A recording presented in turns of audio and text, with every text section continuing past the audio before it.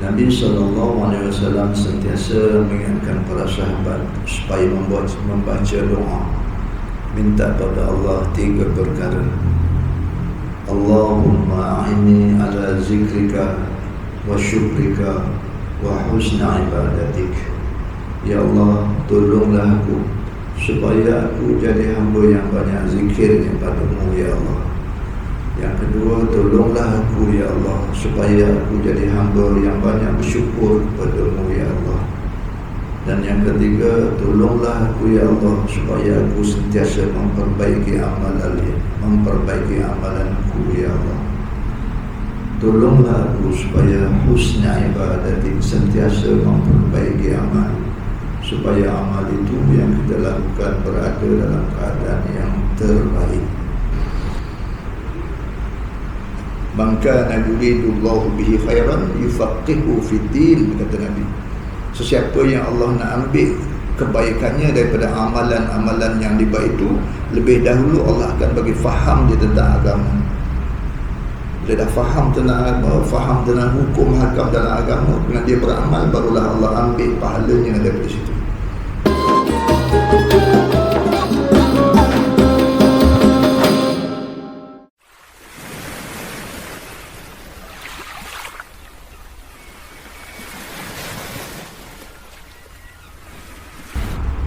Assalamualaikum warahmatullahi wabarakatuh. A'udzu billahi minasyaitonir rajim. Bismillahirrahmanirrahim. Alhamdulillahi rabbil alamin, wassalatu wassalamu ala asyrafil anbiya'i wal mursalin, sayyidina Muhammadin wa ala alihi wa sahbihi ajma'in. Allahumma ja'alna minal ladzina yastami'una al-qawl fayattabi'una ahsana. Allahumma asmi'na munadiyal jannah bil jannah ma'al abrar. Subhanaka la ilma lana illa ma 'allamtana innaka antal alimul hakim. Rabbana zidna ilman wa fahma wa anzilna minal ghaflah wa alhiqna bis salihin. Allahumma nawwir qulubana binur hidayatik kama nawwartal arda binuri syamsika abadan abada ya arhamar rahimin. La hawla wa la quwwata illa billahil aliyyil azim.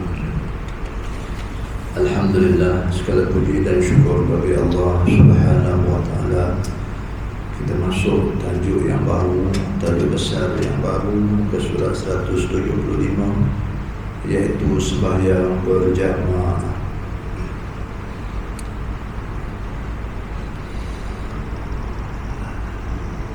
Sembahyang berjamaah adalah sebaik-baik ibadah yang dilakukan oleh hamba. Sebaik-baik ibadah ialah solat fi awwali waqtiha bil jamaah, sembahyang yang terbaik. Nabi SAW sentiasa mengingatkan para sahabat supaya membaca doa, minta pada Allah 3 perkara. Allahumma a'inni ala zikrika wa syukrika wa husna ibadatik. Ya Allah, tolonglah aku supaya aku jadi hamba yang banyak zikirnya padamu, ya Allah. Yang kedua, tolonglah aku, ya Allah, supaya aku jadi hamba yang banyak bersyukur kepadamu, ya Allah. Dan yang ketiga, tolonglah aku, ya Allah, supaya aku sentiasa memperbaiki amalanku, ya Allah. Tolonglah aku supaya husna ibadatik, sentiasa memperbaiki amal, supaya amal itu yang kita lakukan berada dalam keadaan yang terbaik. Kena minta pada Allah. Yang ketiga ni kita ada kaitannya dengan sembahyang berjamaah. Ada orang tiap waktu dia datang berjamaah. Alhamdulillah, barakallah, tabarakallah, jazakallah wa tabarakallah. Dia sudah memenuhi panggilan Allah Subhanahu wa taala tiap-tiap waktu berjamaah.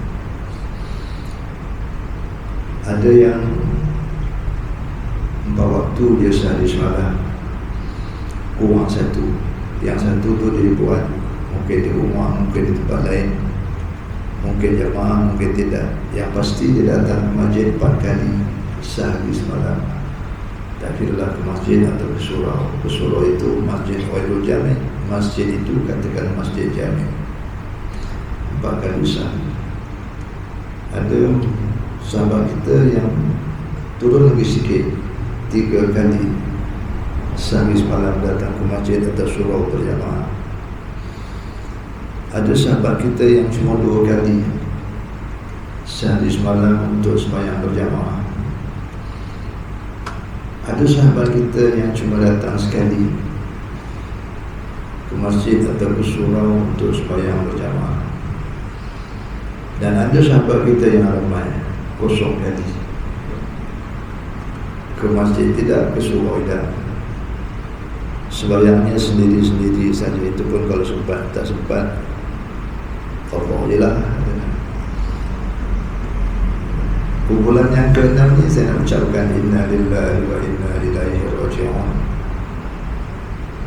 Tapi kumpulan ke-5 ni yang sekali datang ke masjid, alhamdulillah, syukur pada Allah Subhanahu wa ta'ala. Dia sudah ada tapak di masjid itu untuk dia. Kasutnya sudah datang ke masjid untuk sembahyang. Bila muslim kasut datang ke masjid kemudian hilang, kasut itu hilang, itu bukan musibah. Jangan menjerit orang tu, siapa yang curi kasut aku, tak usah, itu bukan musibah. Yang musibahnya ialah kasut tak pernah sampai ke masjid walaupun sekali dalam sehari semalam. Itu musibah besar lah. Mana bila kasutnya tak sampai, mana orang kakinya pun tak sampai juga ke masjid atau ke surau untuk berjamaah. Itu kata musibah. Itu kata bila disentuh oleh musibah, Allah suruh kita baca inna lillahi wa inna ilaihi raji'un. Ustaz, aku tak mati lagi lah. Oh, bukan untuk mati ya. Apa juga sebarang musibah yang disentuhkan kepada kita, yang kena pada kita, kena pada sahabat-sahabat kita, dalam ucap inna lillahi wa inna ilaihi raji'un. Mana yang sudah ada asas walaupun sekali, alhamdulillah. Mudah-mudahan orang ini diperkuatkan dengan supaya dapat menambah lagi 1 waktu, sekurang-kurangnya menjadi 2 waktu. Dah dapat 2 waktu istiqamah, alhamdulillah lagi lah. Supaya mudah-mudahan ditambah lagi 1 waktu menjadi 3 waktu. Dan 3 waktu doa lagi. A'inni ala zikrika wa syukrika wa husna ibadatik. Ya Allah, jadikan aku hamba-Mu yang banyak zikirnya padamu ya Allah. Ya Allah, jadikan aku hamba-Mu yang banyak syukur padamu ya Allah. Ya Allah, jadikanlah aku hamba-Mu yang sentiasa memperbaiki amal ya Allah. Sekarang kita dah ada 3. Kita doa macam itu. Kita nak baik lagi, nak baik, maka bukan mungkinlah kita doa ya, supaya Allah tambah lagi kekuatan kita menjadi 4 waktu. Dan 4 waktu pun kita tetap juga doa supaya Allah tambah lagi keindahan kita itu, kecantikan, kebagusan kita itu dengan menambah 1 waktu lagi. Cukuplah 5 waktu. Dah cukup 5 waktu datang ke masjid, berhenti ke doa? Tak. Teruskan doa itu supaya kualiti sembahyang kita berjamaah 5 waktu tiap hari itu menjadi yang terbaik. Ada orang sembahyang 5 waktu sehari semalam ke masjid tapi kualiti terlampau rendah, masih lagi bercampur dengan benda-benda yang ditegak oleh Nabi SAW. Itu pun kena minta doa pada Allah juga supaya kualiti sembahyang kita itu diangkat, diperbaiki oleh Allah Subhanahu wa ta'ala. Dalam persoalan memperbaiki sembahyang ibadah, sembahyang berjamaah ini, mula-mula saya sampai sana buka bab ini dah. Berapa tahun dah sampai ke sekarang ini masih lagi tak sampai hajat saya. Alhamdulillah, memang adalah seorang, 2, 3 orang, 4, 5 orang tu yang okey dah. Tapi yang lain, Masya Allah, sebenarnya nak nombor tak tahu lah kan dia. Tadi bukan jauh bersatu selang satu orang yang sebelah kanan saya. 3 orang deret tu. Imam belum sampai cecah dari tempat sujud, dia dah terpacak dari tempat sujud. Nasib baik dia selang seorang dengan dia. Kalau tak selang, saya terajak dia, dia bongkang ke depan. Ini sembahyang aku dalam Malaysia. Lepas salam cabut. Allah Akbar. Rasa nak menangis pun ada. Dah sebut nama. Ada orang jawab itu orang singgah kan? Orang singgah. Orang singgah ni bebas ke? Nampak macam mana ke? Bebas. Sekendak dia nak suruh ikut. Macam mana cakap Nazmat? Bukan macam tu. Bukan bebas. Ini kena tertakluk dengan penduduk tempat itu. Ya. Muliakanlah penduduk tempat itu. Selagi duduk dapat tempatan itu belum bergerak, janganlah bergerak dulu. Ini nak lama tokek pula. Penduduk tempatan masih berdiri menunggu imam cecah dari tempat sujud. Dia dah song dah. Kurang ajar pada orang. Tak hormat dengan penduduk tempatan. Singgah tempat orang kena beradab lah kan. Adab tu janganlah mendahului penduduk tempatan ketika gerak tu. Kita jaga adab tu. Orang sebelah ni penduduk tempatan ni, dia belum bergerak, kita dah itu tidak beradab. Maksud tempat orang jaga adab, jangan melanggar adab. Itu jadi orang yang tidak beradab. Banyak pahala yang mengatasi segala amal-amal yang lain dengan sebab adab. Dengan sedang beradab itu pahalanya Allah bagi dia banyak, lebih besar daripada amalan-amalan yang lain dengan sebab adab. Adab dulu baru ilmu. Belajar adab dulu, kemudian baru belajar ilmu. Alhamdulillah. Dah dapat 5 kali kita datang ke masjid, jangan berhenti membaca Allahumma inni ala zikrika wa syukrika wa husna ibadati. Ada ulama mencadangkan supaya doa itu dibaca sebaik-baik salam. Jangan tunggu nanti doa, takut lupa. Bila lupa tertinggal daripada baca doa. Salam ke kanan, salam ke kiri, sama ada nak sapu muka ke tak sapu muka, itu terulang. Sebab itu bab ikhtilaf. Tapi lepas saja salam ke kanan, salam ke kiri, Allahumma inni ala zikrika wa syukrika wa husna ibadati. Sempurnakan itu dulu, baca itu dulu, takut nanti terlupa. Tetapi kalau dah baca situ, nanti masa doa baca lagi sekali. Dia takuti masa doa ataupun mungkin tak doa, jadi tak baca lah kemudian. Sempurnakan. Ini adalah zikrika wa syukrika wa husna ibadati. Kalau yang menyapu muka tu sambil-sambil menyapu muka tu bolehlah. Ini adalah zikrika wa syukrika wa husna ibadati. Itu sangat penting sebab Nabi pesan sungguh-sungguh, jangan kamu tinggalkan doa ini selepas daripada salam sembahyang fardu. Bila salam sembahyang fardu, dah habis sembahyang fardu, jangan tinggal doa ini. Ini adalah zikrika wa syukrika wa husna ibadati. Itu semua menjadi aset kita yang kita nak bawa bertemu dengan Allah Subhanahu wa ta'ala. Yang ketiga tu yang paling besar, banyak luas maknanya. Mohon pada Allah supaya sentiasa diberi kesedaran oleh Allah untuk sentiasa memperbaiki amal. Wallahu yuhibbul muhsinin, wallahu ma'al muhsinin. Ada 26 ayat menyebut dalam Al-Quran begitu. Allah sangat sayang, sangat cinta kepada orang yang sentiasa memperbaiki amalan. Inna rahmatallahu qaribun alal muhsinin. Bahawasanya rahmat Allah itu mencurah-curah kepada orang yang sentiasa memperbaiki amal. Jangan kita sudah istighna, sudah merasa cukup dah, tak perlu lagi aku nak belajar tentang sembahyang, dah okey dah. Jangan sekali-kali beranggapan macam itu. Bila dah kita beranggapan dah okey, tak perlu belajar ilmu tentang sembahyang, itu maknanya tidak okey. Bila kata dah sempurna, itu kata belum sempurna. Jangan kata kita dah sempurna dalam urusan sembahyang. 1001 macam ilmu ada dalam sembahyang. Dalam Bahrul Madzi itu jilid pertama, kedua, ketiga, keempat, ada 400 hadis Nabi SAW yang membicarakan tentang sembahyang dan perkara-perkara yang bertali madi dengan sembahyang. Daripada 400 hadis itu ada 1800 masalah dalam sembahyang. Banyak sangat masalah sembahyang yang belum kita tahu.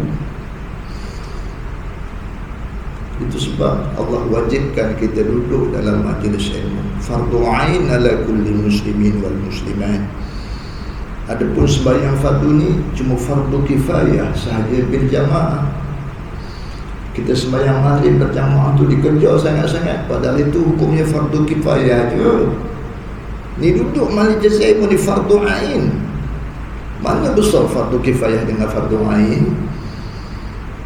Mana berat tanggungan dia fardu kifayah dengan fardu ain?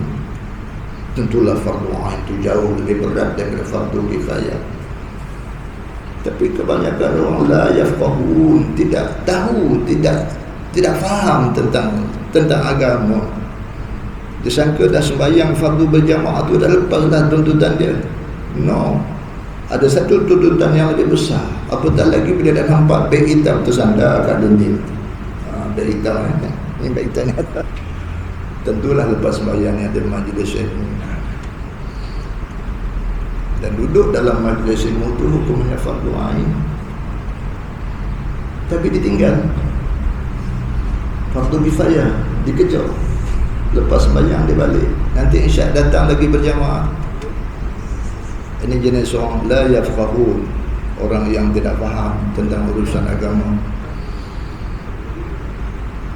Man kana yuridullahu bihi khairan yufaqihu fid din, kata Nabi. Sesiapa yang Allah nak ambil kebaikannya daripada amalan-amalan yang dibaik itu, lebih dahulu Allah akan bagi faham dia tentang agama. Dia dah faham tentang agama, faham tentang hukum hakam dalam agama, dengan dia beramal, barulah Allah ambil pahalanya daripada situ. Kalau tak faham hukum hakam, dan kentut dibasuh beberapa kali, pegang dikesat je dengan getah. Allah Akbar. Ini buruk cakap lah, tapi itulah gambaran orang yang melebihkan fardu kifayah berbanding dengan fardu ain. Seumpama dia kentut dibasuh beberapa kali, kemudian dia pegang, dia lap je dengan kertas. Marah kita dengar benda ustaz cakap macam tu, tapi marah tak marah, itulah dia hakikatnya, bandingan dia. Orang yang melebihkan fardu kifayah tapi meninggalkan fardu ain.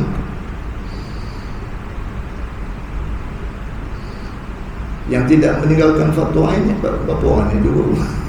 4, 6, 8, 10, 12, 13 orang. Ini tak tinggalkan fardu ain. Dia lepas fardu kifayah, dia kejar lagi yang lebih besar daripada fardu kifayah. Dia duduk terus. Dalam sana pun ada berapa lagi. Jumlah tak lebih 20 orang lah tu ya. Daripada 1000 orang. Berapa persen tu? Allahu Akbar. Apa nak jadi? Bukan di sini, di tempat lain. Di sini lebih kurang je kurangnya.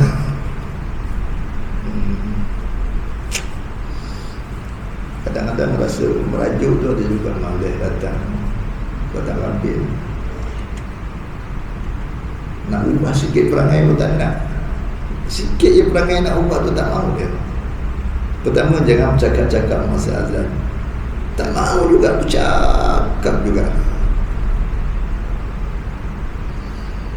Nak ubah perangai ni susah tuan-tuan. Nak ubah kebiasaan, ubah tabiat, ubah perangai itu susah.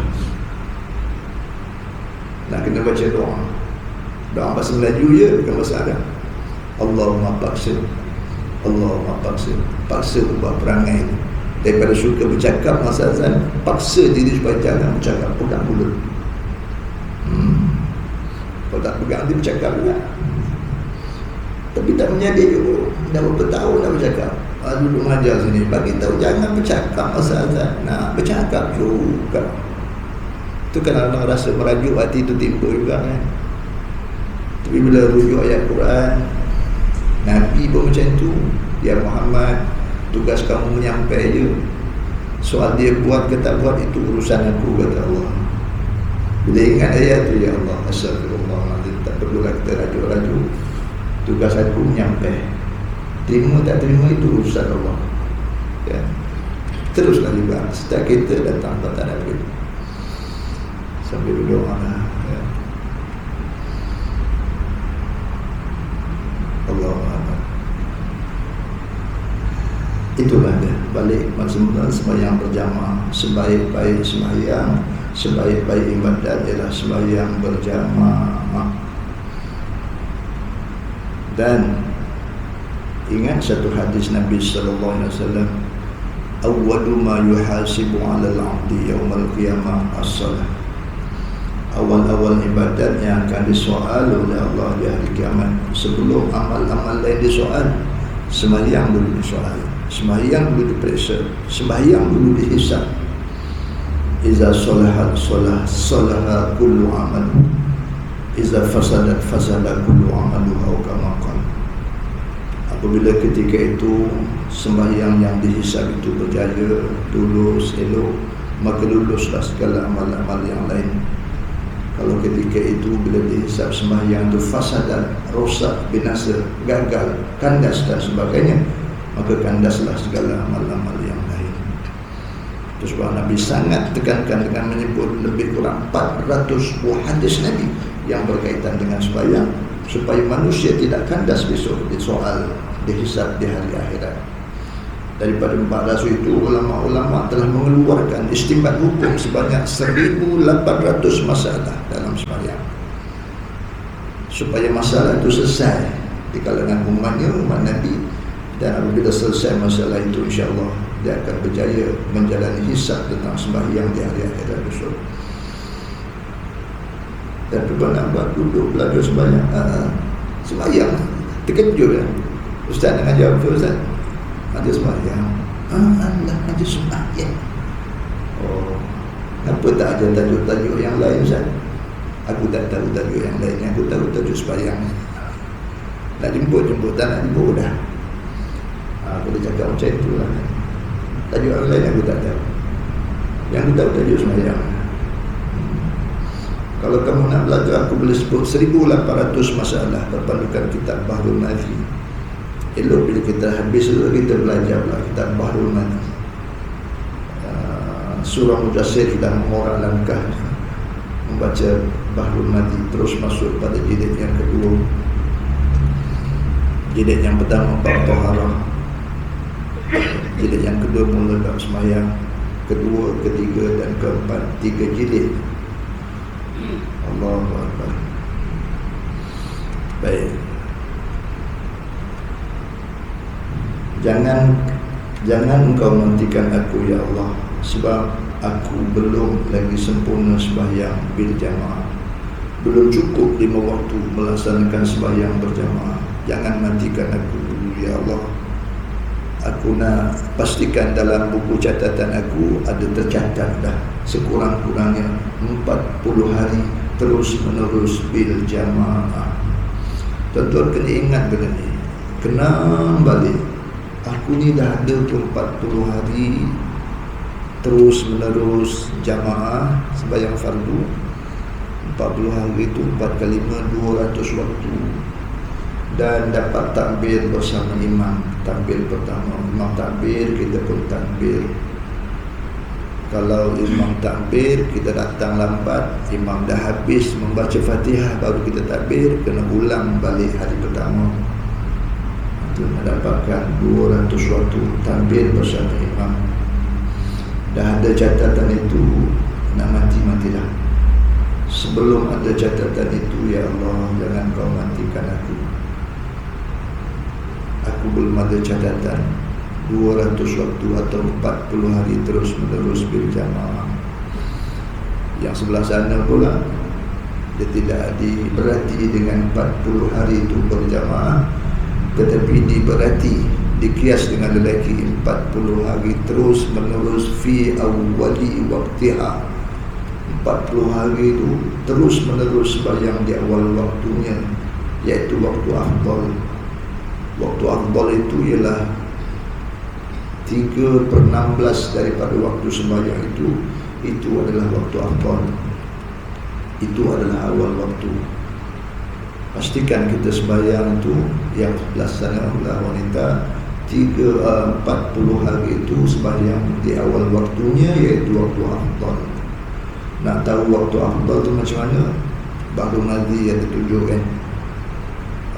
Waktu sembahyang itu dijadikan minit. Ada berapa ratus minit dibahagi dengan 16. Sudah dapat jawab, didarab dengan 3.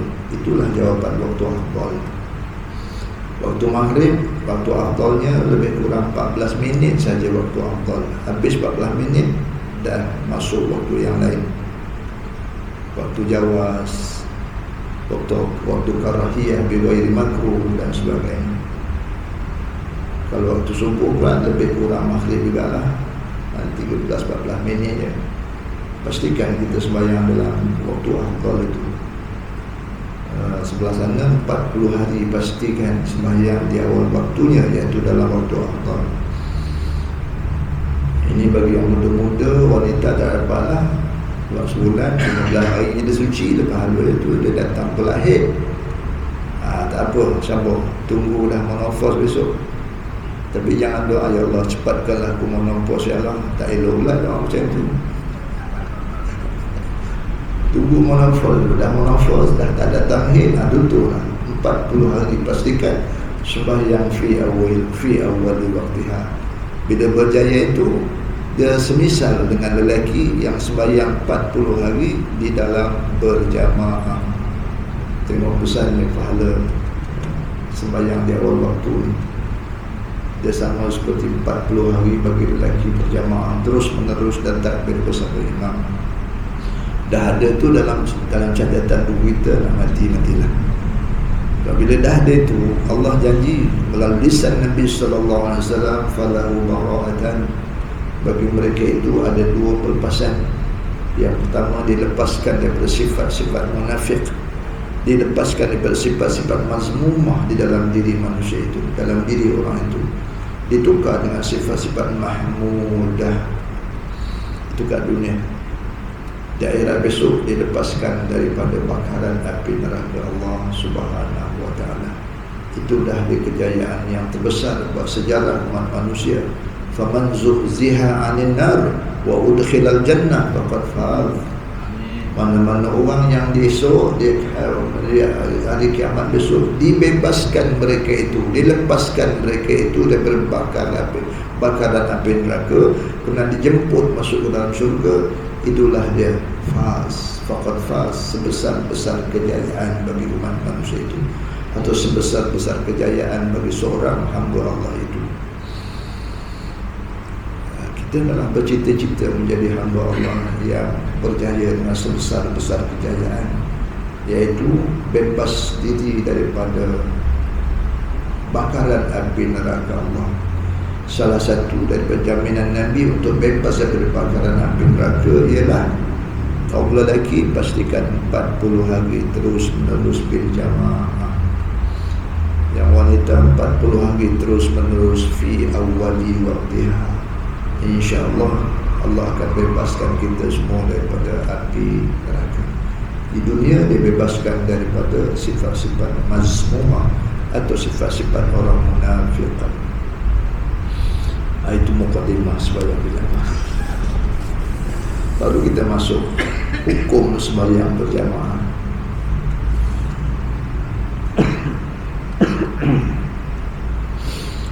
Hukum sembahyang berjamaah selain daripada fardu Jumaat adalah fardu kifayah ke atas lelaki.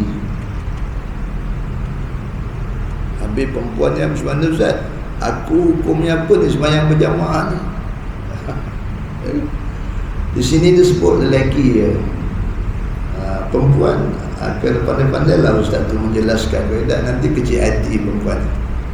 Lelaki sebut hukum sembahyang berjamaah selain fardu Jumaat adalah fardu kifayah.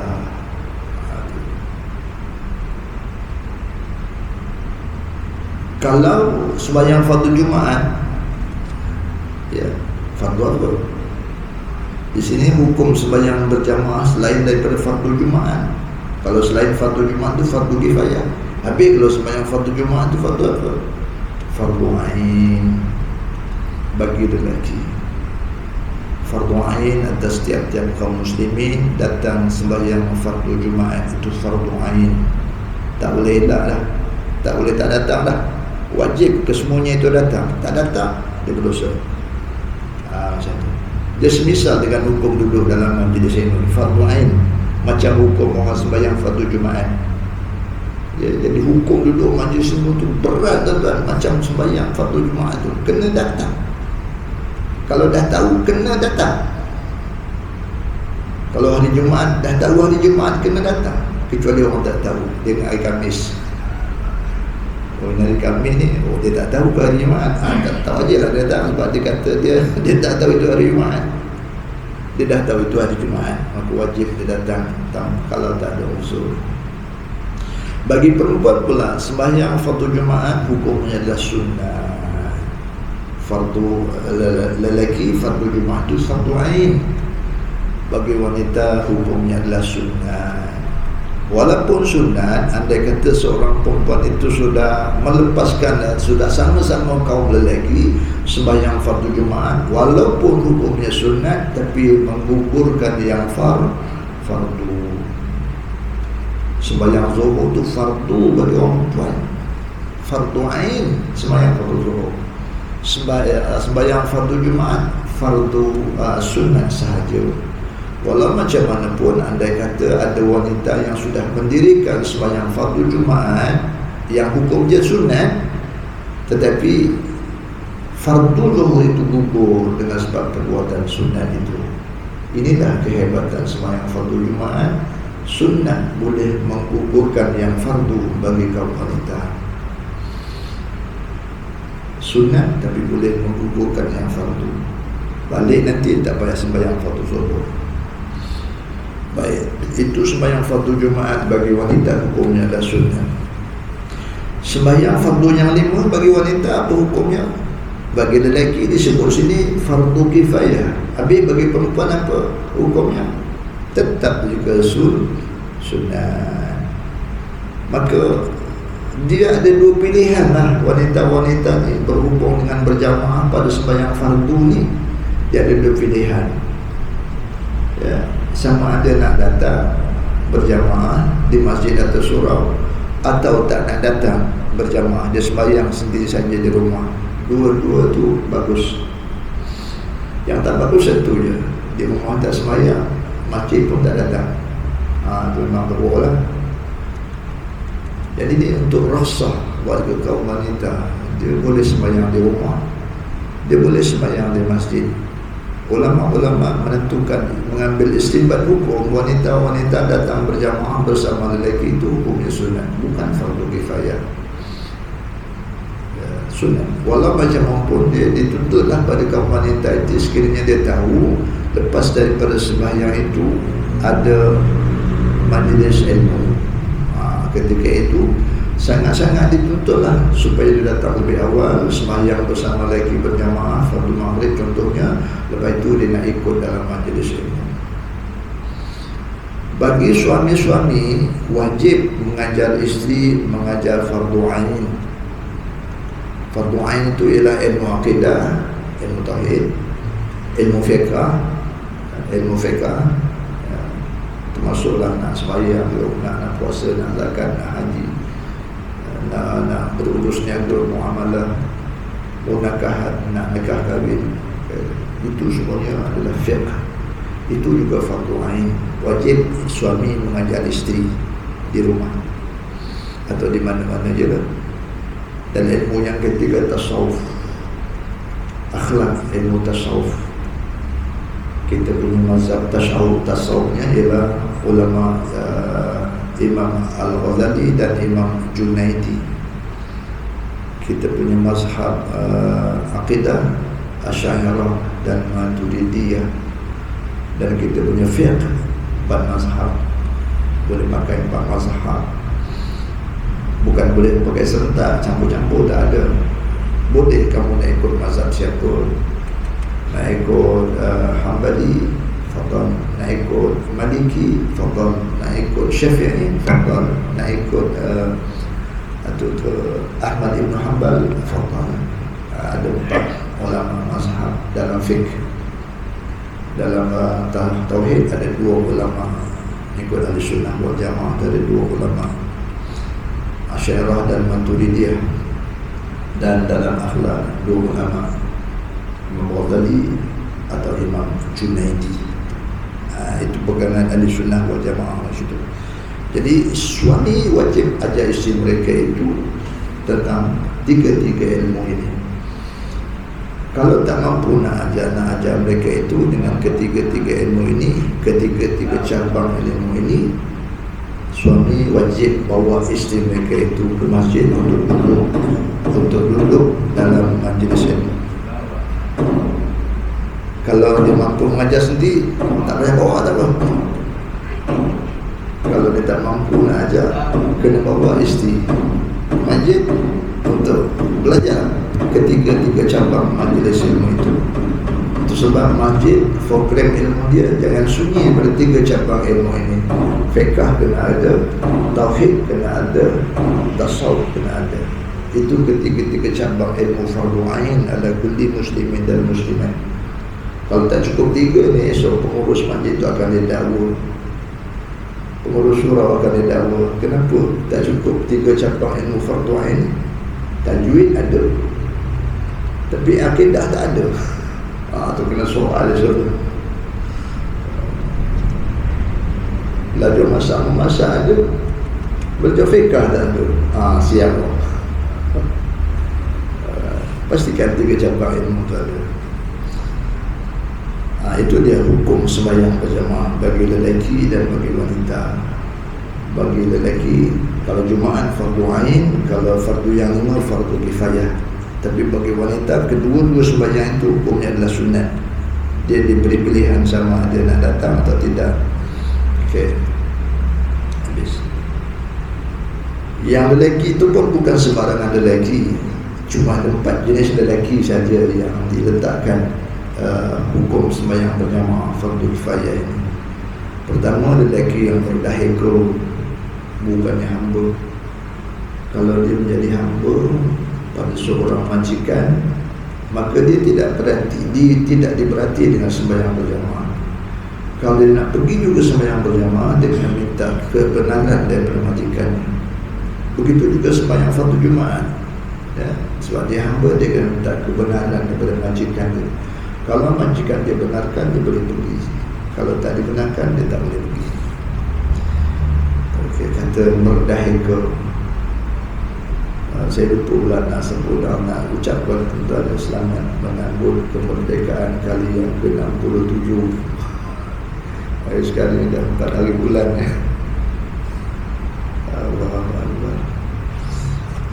Yang merdeka tu bukan yang penting. Merdeka tu bukan merdeka yang zahiri. Yang penting sekali lah merdeka yang hakiki. Benda tu dah sebut dalam khutbah menyambut kemerdekaan. Merdeka terbagi kepada 2. Al-Hurriyah itu terbagi pada 2. Merdeka zahir dan merdeka hakikiyun. Zahirun wa hakikiyun. Yang hakikiyun itu yang tak lebih lagi. Yang dikatakan merdeka hakiki ialah membebaskan diri daripada cengkaman hawa nafsu dan cengkaman syaitan. Kena setiap orang, lelaki dan perempuan, wajib membebaskan, memerdahikakan diri mereka itu daripada cengkaman hawa nafsu, nafsu amarah. Lepaskan daripada cengkaman nafsu amarah ini. Inna nafsal amaratu bisu. Ya, bahawasanya nafsu amarah itu dia mengajak tuannya itu untuk berbuat derhaka kepada Allah. Itu cengkaman hawa nafsu, kena bebaskan. Sekurang-kurangnya pergi ke nafsu lawamah atau setinggi-tingginya nafsu al-mutmainnah. Itu kena berjuang di atas dia supaya dapat diri bebas Dalam khutbah itu disebut sebagai jiwa merdeka. Siapa yang dapat melepaskan dirinya daripada cengkaman hawa nafsu dan cengkaman syaitan, maka jadilah jiwa orang itu merdeka. Barulah dapat kemerdekaan yang hakiki. Tuan-tuan kena tanya diri masing-masing lah. Saya kena tanya saya, tuan-tuan kena tanya diri tuan-tuan. Sudahkah aku merdeka daripada merdeka yang hakiki, iaitu sudah dapat melepaskan daripada cengkaman hawa nafsu dan cengkaman syaitan? Kalau jawapannya belum, kita masih belum merdeka. Kalau kita jawapannya sudah, dah dapat melepaskan daripada cengkaman syaitan atau cengkaman hawa nafsu, itu bermakna kita sudah merdeka. Tapi di sini bukan merdeka yang itu. Yang sini merdeka dia bukan hamba daripada yang dipiliki oleh majikan, itu hamba. Tapi sekarang ni tak ada lagi hamba, tuan-tuan. So hamba ni sudah habis dimerdekakan dalam syarak, dimerdekakan oleh Islam. Di awal Islam tu, awal-awal tu memang orang main hamba. Kemudian apabila orang Islam tu buat salah, ya, syaratnya adalah kamu kena bebaskan hamba. Buat salah, kena bebaskan hamba untuk dapat keampunan Allah. Lama-lama habis dah hamba. Sampai sekarang ni tak ada hamba dah. Jadi yang pertama tak adalah sekarang ni, hamba tu tak adalah. Yang ada semua merdeka. Yang kedua, bermukim. Takrif mukim ini ialah orang yang duduk di tempat itu 3 hari ke atas. Kalau dia pergi musafir, dia duduk tempat itu 3 hari, tak termasuk hari datang, tak termasuk hari balik.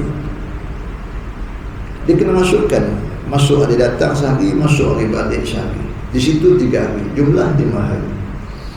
Kalau ada 5 hari di situ, termasuk hari datang dan termasuk hari balik, maka status orang ini adalah musafir. Dia tidak diberati berjamaah sebab dia dalam keadaan musafir.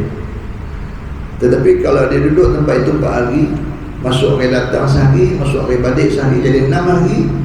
Bila 6 hari duduk situ, sampai saja tempat itu, takrifnya sudah berubah menjadi mukim. Orang ini sudah menjadi orang mukim, sebab dia nak duduk tempat itu 6 hari, masuk hari datang, masuk hari balik, jumlah 6 hari.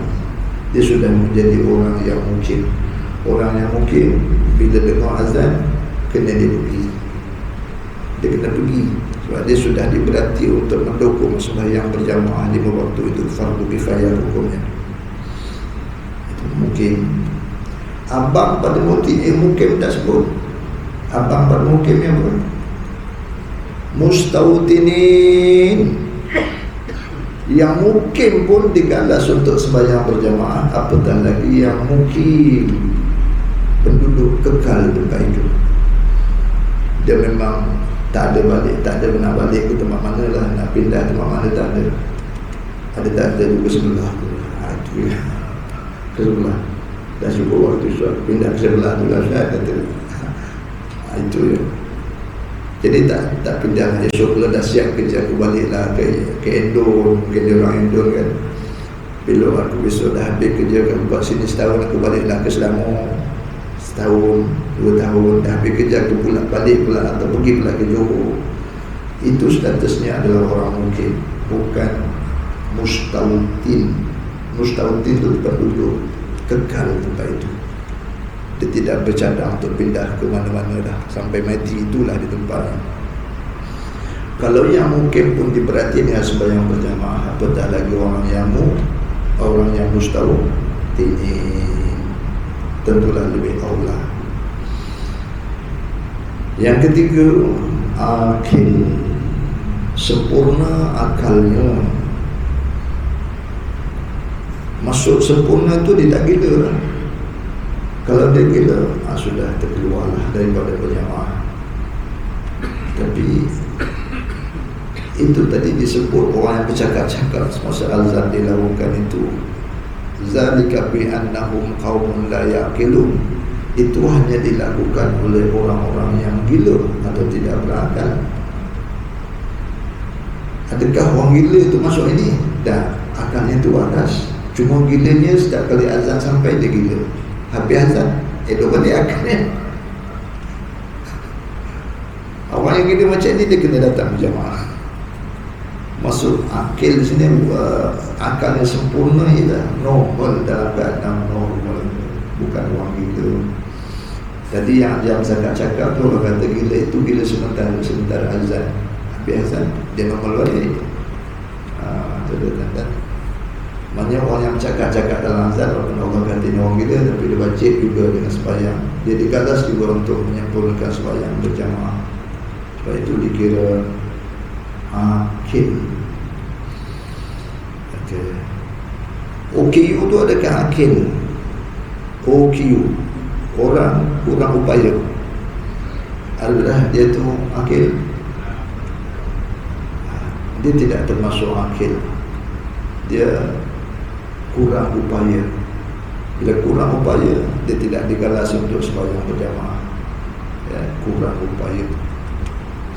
Termasuklah kurang upayanya orang yang sudah berada dalam keadaan ulu, tak dapat nak gerak, itu tak apalah. Itu sudah terkeluar pada akil. Yang dah lupa-lupa, apatah lagi dah nyanyuk tuan-tuan. Nyanyuk, nak cari bilik air tak jumpa mana. Rumah dia nak cari bilik air tak jumpa. Dia dah teruk lah fikiran dia. Itu dah tak adalah digalas dengan sembahyang berjamaah dah. Keingatannya itu sudah tidak akil lagi lah. Dan yang keempat, baligh. Umumnya lelaki yang baligh ini apabila sudah mencapai, sudah cecah usia 16 tahun qamari, 15 tahun qamariyah, bukan 15 tahun Mesir. Kalau 15 tahun Mesir dia lebih dah terlepas dah. 15 tahun qamari ni ya, dia bila dikira Mesir 14 tahun 9 bulan 15 hari. 14 tahun 9 bulan 15 hari mengikut kiraan Mesir. Itu sudah genap 15 tahun mengikut kiraan qamari, tahun hijrah. Ikut tahun hijrah, walaupun masih berusia 14 tahun 9 bulan 15 hari mengikut Mesir, dia sudah 15 tahun qamari atau 15 tahun hijrah. Bila sudah 15 tahun, dia digalas untuk dokong sembahyang berjamaah. Sebelum sampai balik itu tidaklah didokong. Tidaklah dia diwajibkan sembahyang, bahkan tidak wajib atas itu sembahyang. Cuma dari sudut tarbiyah kena juga sembahyang. Nabi kata, ajarkanlah anak-anak kamu sembahyang usia 7 tahun, dan sebatlah dengan sebatan pendidikan. Bila dah cecah 10 tahun masih tak mau sembahyang, kena sebat. Itu belum wajib yang hakiki. Itu wajib di sudut tarbiyah, diwajibkan daripada pendidikan, supaya nanti bila dah balik, kanak-kanak ini sudah tahu bagaimana nak sembahyang. Sebab kena ajar daripada awal. Itulah dia lelaki yang ada 4 syarat ini. Pertama, dia merdeka. Kemudian yang kedua, dia mukim. Yang keempat, yang ketiga, dia akil, sejahtera pikirannya, akalnya. Dan yang keempat, dia sudah baligh. Tetapi lelaki yang tadi 15 tahun tadi, ataupun 14 tahun 9 bulan 15 hari, itu kaedah umum. Dan boleh jadi lelaki ini dia lebih cepat lagi sudah berlaku baligh atas diri dia, iaitu apabila berlaku ke atas dirinya itu ihtilam, iaitu mimpi yang penuh syahwat sampai keluar air mani dia. Dengan syarat kanak-kanak itu sudah cecah usia 9 tahun qamari. Kalau ihtilam, mimpi bersyahwat masih umur 5 tahun, itu bukan.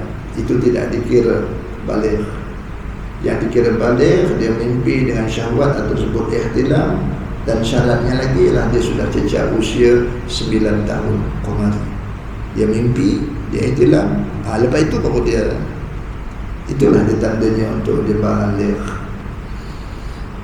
Walaupun tak sampai usia 15 tahun komati tadi, usia baru 9 tahun atau 10 tahun atau 11 tahun atau 12 tahun, tapi sudah ihtilam, keluar air mani, dia sudah balik.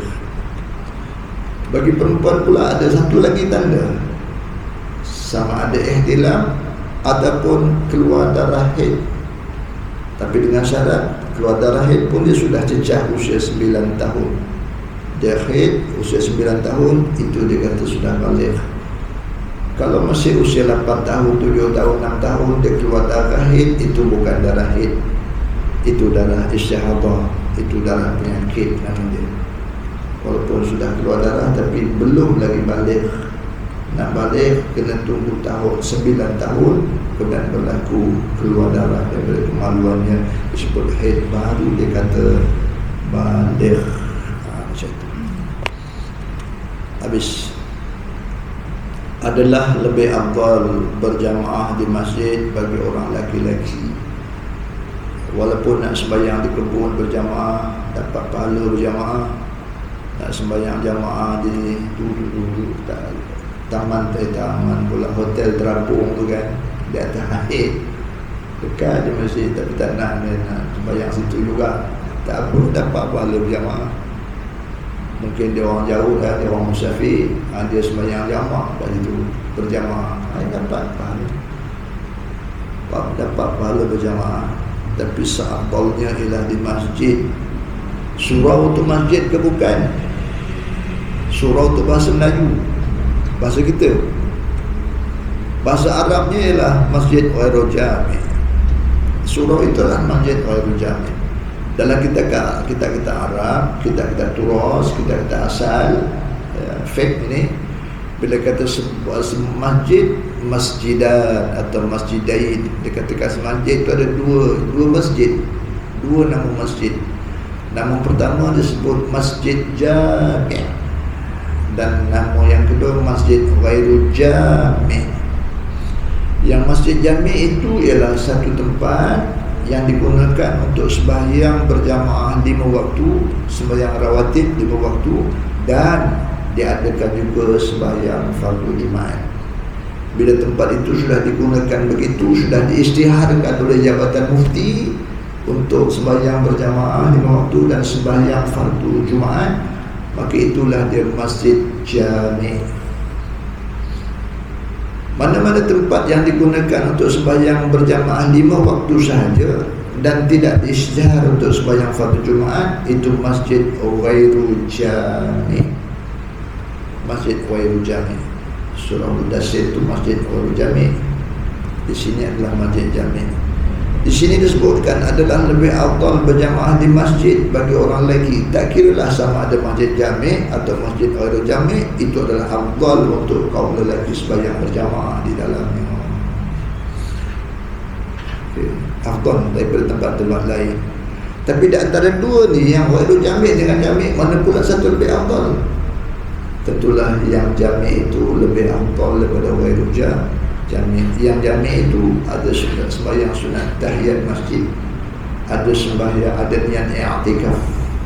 Tetapi Ghairul Jami' tidak ada sembahyang sunat masjid Ghairul Jami', tak ada sembahyang tahiyat masjid kat situ, dan tidak ada niat i'tikaf di situ. Itu mengikut pandangan yang masyhur. Walaupun ada pandangan-pandangan masjid Ghairul Jami' itu boleh juga niat i'tikaf, boleh juga sembahyang sunat tahiyat, sebab itu masjid juga. Tapi pandangan yang kedua ini tidak masyhur.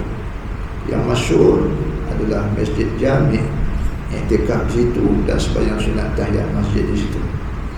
Dengan sebab itu Masjid Ghairul Jami' dengan Masjid Jami' itu, yang Jami' itu lebih utama daripada Ghairul Jami'.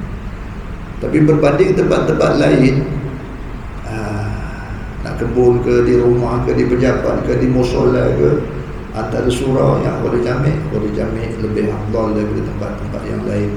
Di pejabat ada tempat yang dihaskan sebagai musola, tempat sembahyang berjamaah. Di musola ni berbanding dengan surau, mana lebih afdal?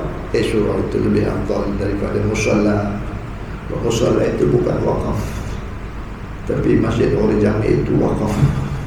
Dia sudah menjadi milik Allah Subhanahu wa ta'ala. di musalla, di pejabat itu bukan milik Allah, itu bukan wakaf.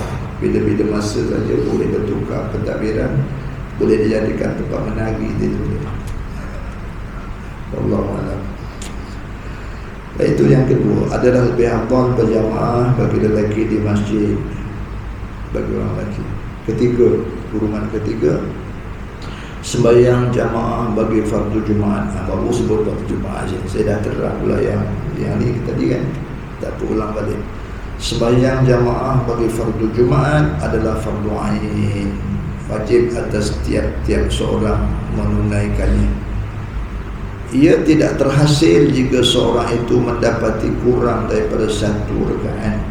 Dia tak dapat sembahyang berjemaah, sekurang-kurangnya dia dapat satu rakaat. Dan dapat satu rakaat itu dia kena sempat rukuk bersama imam pada rakaat kedua.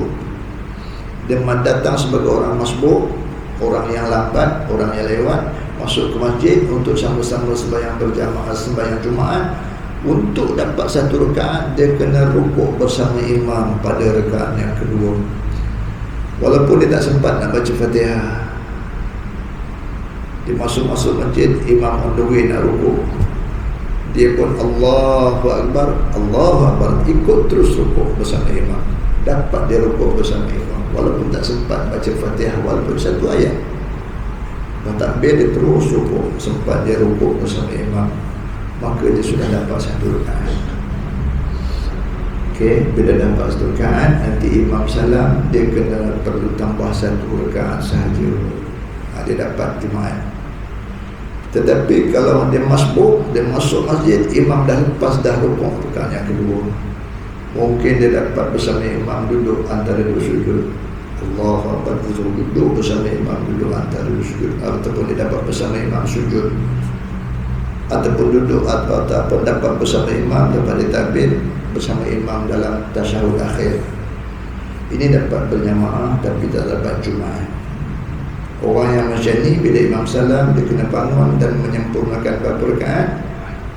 4 rakaat.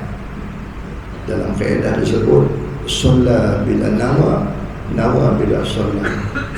Itu ialah jenis sembahyang yang tidak ada niat, dan niatnya tak ada sembahyang. Niatnya tadi sembahyang fardu Jumaat, aku sembahyang fardu Jumaat 2 rakaat ikut imam, itu niatnya. Allahu Akbar, dia duduk atau sujud atau rukuk, bukan rukuk, dia sujud bersama imam. Apa itu sujud rakaat kedua? Yang kan sujud rakaat pertama, kalau rakaat pertama tentu dia dapat, sebab dia akan berpeluang nanti rukuk bersama imam rakaat yang kedua. Tiba-tiba itu adalah sujud rakaat kedua, maka dia tak dapat Jumaat. Dia kena bangun, dia sembahyang rakaat itu sembahyang zuhur tanpa mengubah niat. Niatnya waktu Jumaat, sembahyangnya tak ada. Yang dibuat tadi zuhur, tapi niatnya tak ada. Dia sembahyang zuhur tak ada niat, dia niat tapi tak ada sembahyang. Itu kata solat bila nawa bila solat. Sembahyangnya tak ada niat, niatnya tak ada sembahyang. Niatnya sembahyang, niat ada tapi sembahyangnya tak ada. Yang zuhurnya sembahyangnya ada tapi niatnya tak ada. Itu yang dikehendaki, sebab dia tak dapat Jumaat. Nak dapat Jumaat, dia kena dapat rukuk bersama imam rakaat kedua. Okay. Ia tidak terhasil jika seorang itu mendapati kurang daripada satu rakaat. Dia tak dapat satu rakaat dalam Jumaat, maka dia tak berhasil, dia tidak berhasil sembahyang Jumaat. Dia kena tunaikan sembahyang 4 rakaat, iaitu sembahyang zuhur tanpa mengubah niat. Wallahu a'lam bishawab. Ada ke waktu lagi? Habis ya? Tengok langsung insya-Allah. Ya, tak ada.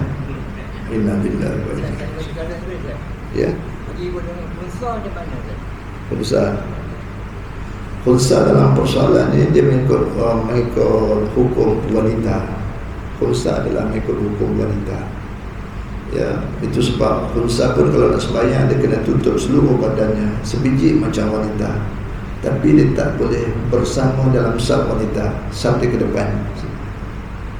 Dia kena saf, kecuali pondan, paknya atau maknya. yang biasa tu jadi tukang solat pengantin kan, suara besar tapi perbuatannya lembut. Itu dalam syarat disebut muhannas, orang lelaki tapi bertabiat wanita.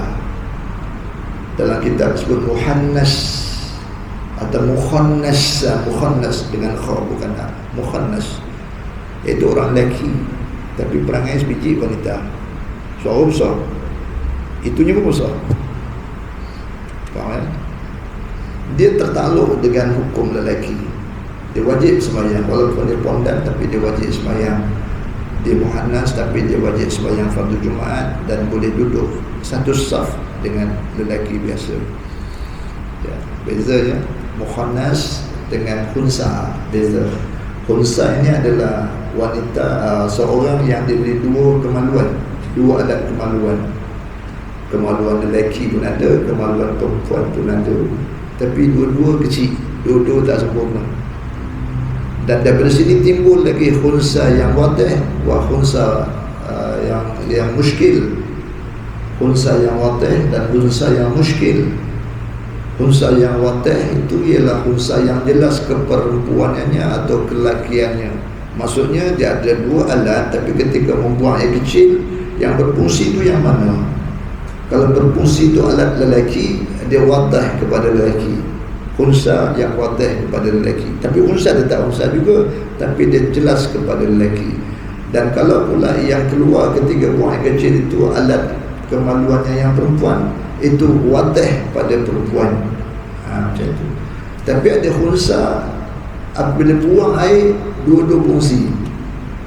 Alat yang lelaki pun keluar air, alat yang perempuan pun keluar airnya juga.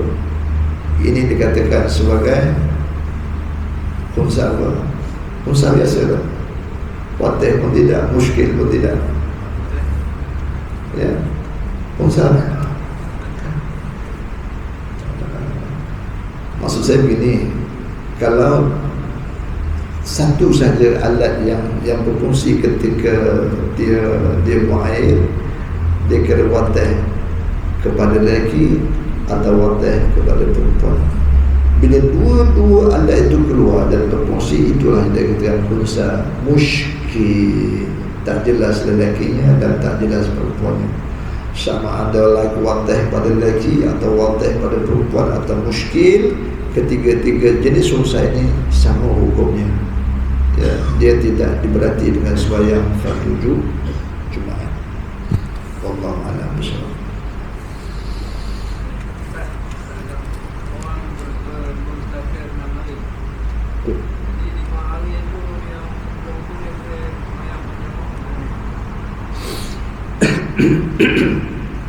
Orang yang musafir 6 hari, duduk satu tempat tu 6 hari, masuk hari datang, masuk hari balik, jumlah 6 hari. Orang ni dia sudah terkeluar daripada ta'rif musafir, dia sudah menjadi mukim. Bila dah jadi mukim, sampai saja tempat itu, dia tak boleh lagi sembahyang berjamaah, sembahyang jamaah dan sembahyang qasar. Dia kena sembahyang tamam. Dia bukan lagi orang musafir, dia sudah menjadi orang mukim. Dulu-dulu punya cerita, Ustaz kita beritahu, tak apa, 3 hari kau sembahyang jamaah, sembahyang qasar, jamaah qasar. Masuk hari yang keempat, barulah sembahyang tamam. Itu pandangan yang terkeliru. Ya, sebab itu dibantah oleh jamaah mufti Malaysia ni kan, 12 mufti sudah bantah itu. Bukan begitu loh, kata dia. Bukan kena tunggu hari boleh buat jamaah 3 hari itu, lepas itu sembahyang tamam, bukan begitu. Bila nak duduk tempat itu 6 hari, termasuk hari datang, termasuk hari balik, sampai saja tempat itu kau sudah menjadi orang mukim. Bila sudah menjadi orang mukim, kau tidak boleh sembahyang jamaah qasar. Kau kena sembahyang tamam. Itu yang betul ya. Dan wajib kita amalkan begitu. Dan yang menuruti kerajaan negeri masing-masing, itulah dia pegangannya. Dulu tidak. Dulu kan orang kampung macam dia tahu. Dia nak musafir, nak duduk sampai itu sebulan katakan. Hari pertama, hari kedua, hari ketiga dia sembahyang jamaah qasar. 3 hari dia boleh. Rupanya tak boleh. Sebab dia nak duduk sebulan. Bila nak duduk sebulan, sampai saja tempat itu, dia sudah bertukar ta'rif menjadi orang mukim. mukim.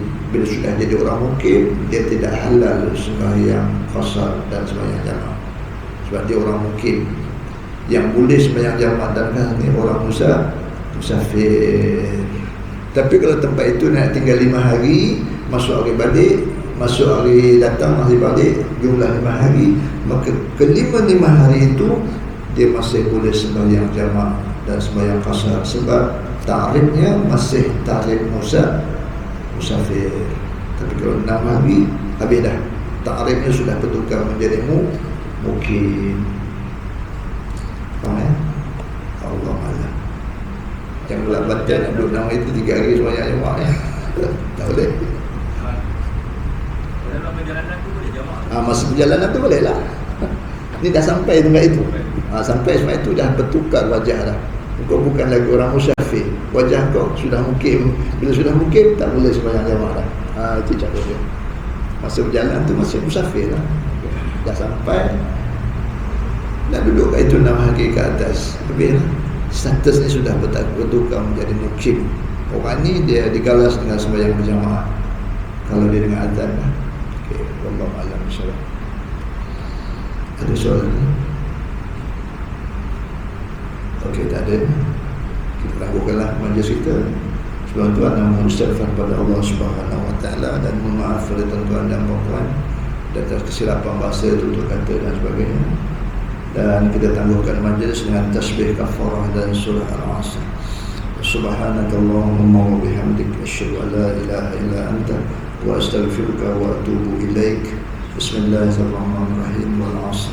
Innal insana lafi khusr illa alladhina amanu wa 'amilus solihati wa tawassaw bil haqq wa tawassaw bis sabr. Sadaqallahul 'azim. Wabillahi hidayah wa taufiq.